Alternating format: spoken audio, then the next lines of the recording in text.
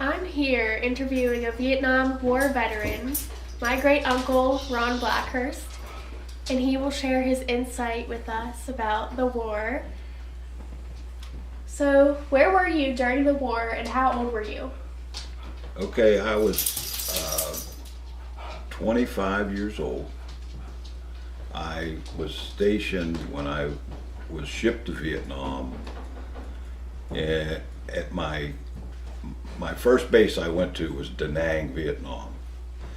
I was there for approximately 2 weeks, and then my complete unit, we went up to a place called Phu Bai. I think it's Phubai, and that's where our base camp was. Okay. Were you drafted into the war, or did you choose to join the war effort, and why? Okay. I opted out of not being drafted, and I did not join the regular Army. I joined the United States Army Reserves.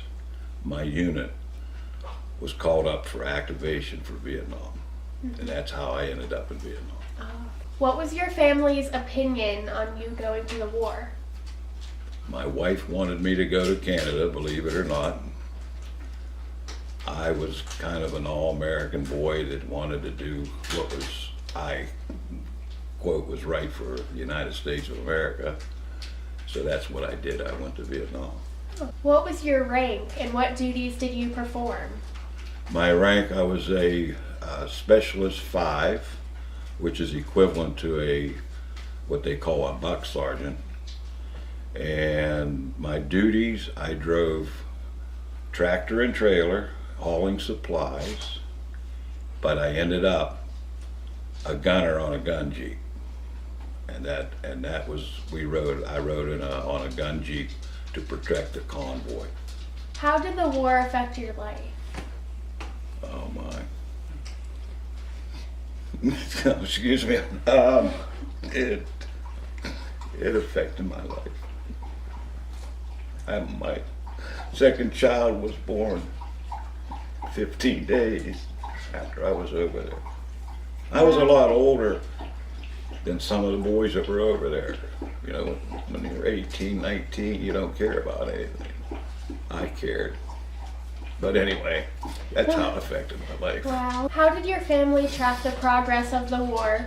And did you write letters to them and tell them about your experiences? I wrote to my wife a lot and sent her tape recordings and talked to her the best I could. We didn't have internet or cell phones or anything like that, so it was through the mail, basically. What are your feelings about the war today? Well, to me, I felt at the time that I was doing right by going over there and serving. After I was over there a while, I kind of felt that it was kind of a waste of time.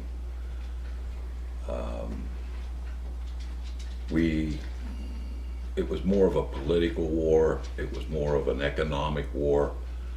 We were sending supplies over to help the troops build bridges, build roads. And I ended up, I remember delivering things to some unit.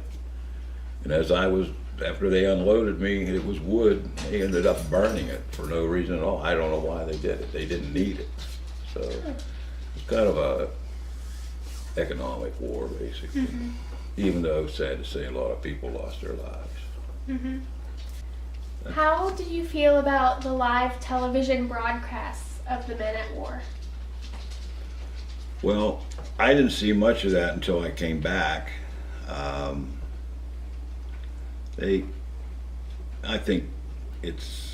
don't think they should have done it. I think that it did more harm than good. I think it's like anything the media does, it's hyped up, and I just don't think that they needed to do that. Did you experience any loss in the war?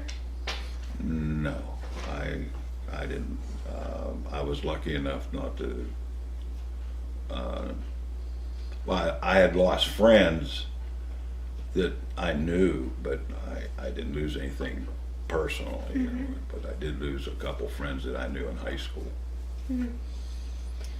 When you finally got home, what were the reactions of your neighbors towards you and the returning soldiers? Oh my! Well, my neighbors were naturally glad to see me, but I remember, this is hard to say, we went in a parade to celebrate us coming home. And people booed us, called us baby killers.